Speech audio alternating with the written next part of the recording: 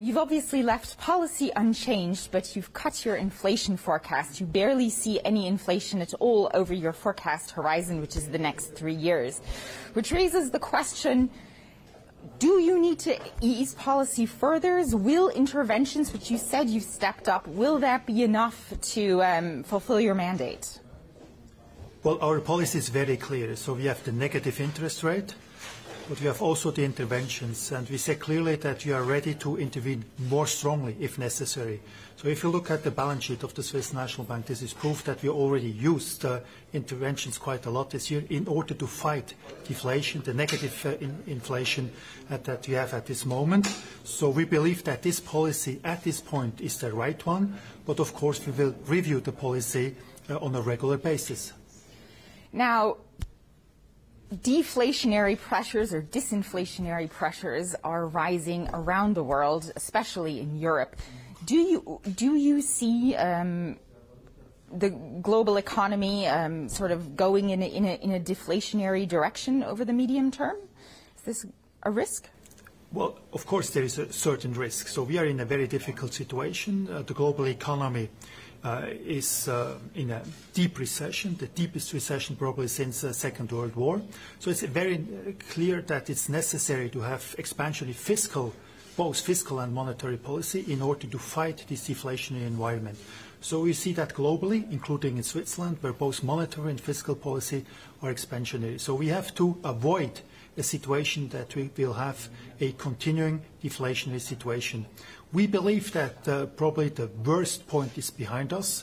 So we hope that over time, already in the second part of this year, the global economy, but also the Swiss economy, will recover from this very low point.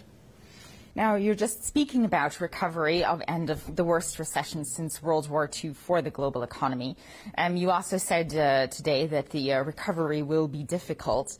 Speaking very broadly, not just about Switzerland, do you see long-term scarring in advanced economies, and what sort of long-term damage do you see, especially in the labour market, potentially? Well, there's a certain risk, and policy should avoid that. So always when you have a long and deep recession, there's a certain risk that you have some hysteresis effects, and policy should avoid that. So the quicker the recovery, the smaller is that risk. And this is exactly, I think, the ambitions of both fiscal and monetary policy to avoid long-term damage.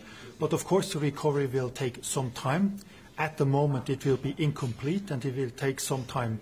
And I believe it's very important that we have not only both expansion in monetary and fiscal policy, but that we also improve structural policies so that the growth potential of all economies, including Switzerland, but in Europe, but really on the global scale, can improve their potential. So this is very important, not to forget structural policies in order then to be fit and to have a higher potential growth rate. Now, in the UK, where they're potentially in the worst recession in 3 centuries, there's talk of potentially having negative interest rates. Now, the SNB is really on the vanguard of having negative interest rates with since 2015, it's negative 75 basis points. And I was wondering, have you discussed your experiences with Andrew Bailey? Would you have any advice for Governor Bailey? We're expecting some news from them this afternoon. Well, of course, we are speaking all the time together, all the governors, including Andrew Bailey, which is a very good friend of mine. But I think we do not give any recommendations to nobody else. So the Bank of England, of course, makes its own decisions.